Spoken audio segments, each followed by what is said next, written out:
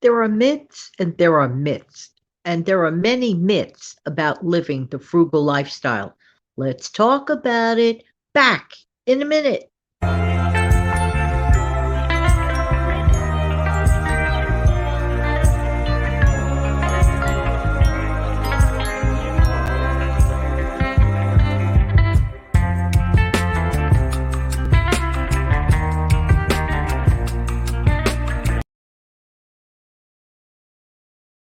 Good morning, good morning. This is Jan from New York City. My channel name is Jan from New York City Saves Money.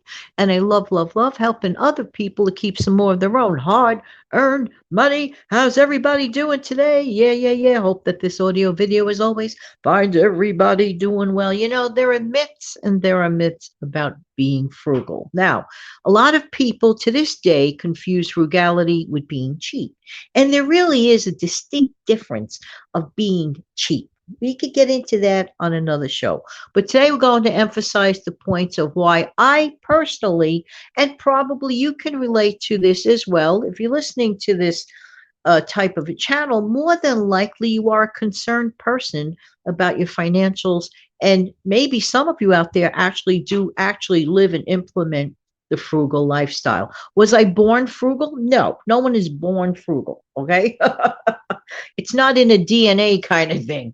It is a learned habit. It is a learned something that you acquire, perhaps through your family, through your friends, or some other outside influences, or sometimes people hit like a rock bottom financial status and then they have to learn how to become frugal. I was quite the opposite when I was younger. I really was a little reckless and careless with my cash. I'm talking about younger. Okay, so I was not, you know, born frugal. However, I did learn how to become frugal. Did you know that frugality is actually a freedom? Well, what do I mean by that?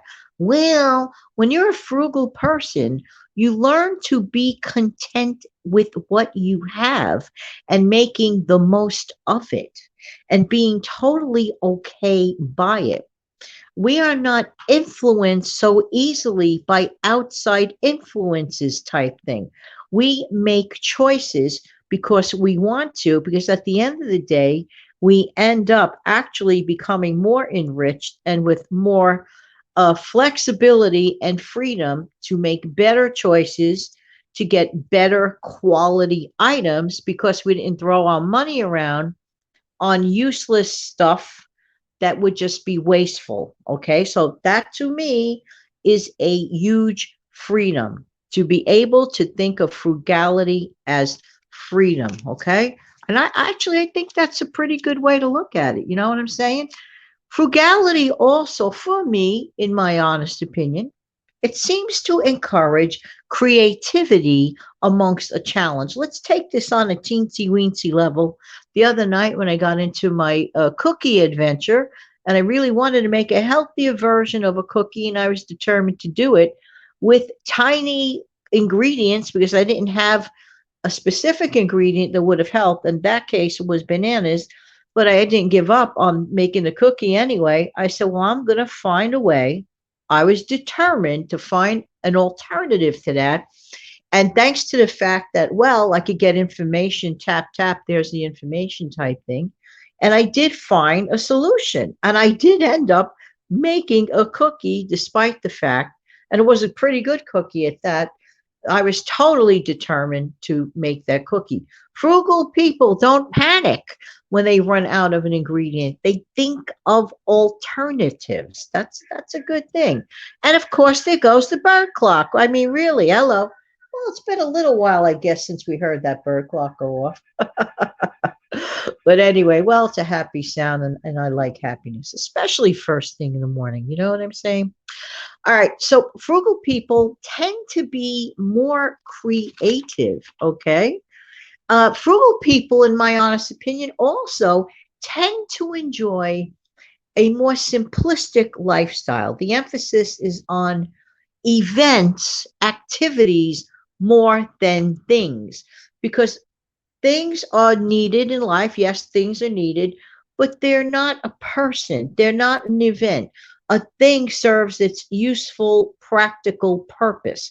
We don't attach like human emotions to things as much. They are just that, things, objects that are used, objects that are practical, for example. So instead, frugal people like myself, we prefer, or we just simply embrace the more simple things in our lifestyles, like, let's say, visiting a family member. That's an activity. Making a fun event out of it, in either in conversation, or throwing a frisbee at them and playing frisbee in the backyard, or tossing a ball, something like that. It's more of an activity based thing more than a thing based thing. Next, frugal people are not enslaved to, let's say, external appearance things.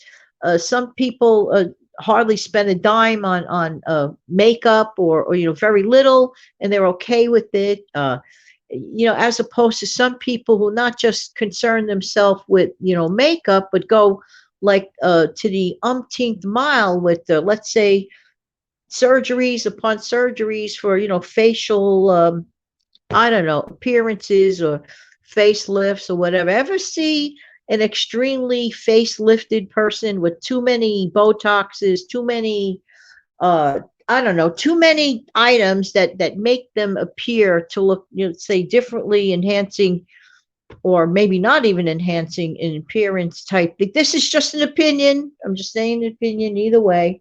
But I believe that frugal people will think twice about, embracing that type of choice, in my honest opinion.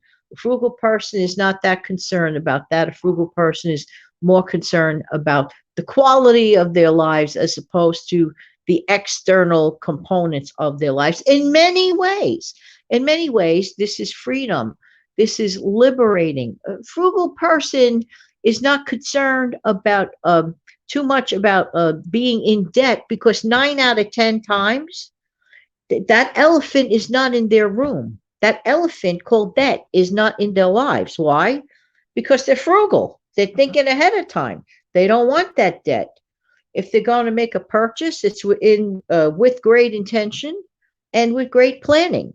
If the funds aren't there, a frugal person lives within their means, then are going to defy that method, which is a great method and works today, tomorrow, and will always work. Living within your means. That is the truth, and that is absolutely factual. Just saying, just saying. So a frugal person does not usually ever live with the elephant in the room called debt. Okay. So debt can be the elephant in the room. And if a person is on their way to a more frugal lifestyle and is coping, now there's a difference. Coping with the elephant in the room and living a frugal lifestyle and taming that, and going to reduce that big old elephant to a little toy elephant, and that'll be the end of it, because everyone is a work in progress. So I'm not dismissing the folks that are actively trying to reduce the debt. In fact, I want to give you a ginormous kudos to do that. By the way, I want to re-mention this. Recently, I had on Debbie from the How Debbie Saves channel. Now, I don't know if you missed that video or not, and I interviewed her. She gave some valuable information. In fact, I really should hook up that video in my description box below. Check it out, and you could get a lot of great help from Debbie. Debbie is a money coach. She offers a 30-minute call. So if you have some questions, and the call is absolutely for free, I just thought I'd mention it to you. But being frugal is a wonderful matter of choice, and it is a choice that I choose to make. How many of you viewing or listening embraced frugality later on in life, or you're just learning about it, or you've always been frugal? Let me know. I am curious to know about that in the comment section below. By the way, if you found any value in this video, please do this.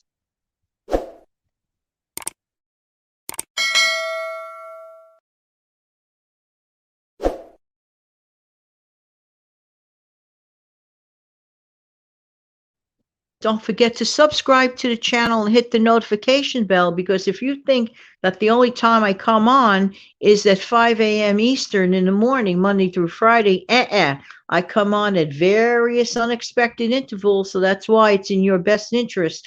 If you love the content of this video, and I thank you for it, click on the notification bell. Don't forget also, if possible, to share this video so more people can be helped. I really do appreciate everybody's time. Thank you so much for being here. Don't forget to take good care of yourself and your wonderful families too. Have an amazing, fantastic day. Take good care now. Bye bye.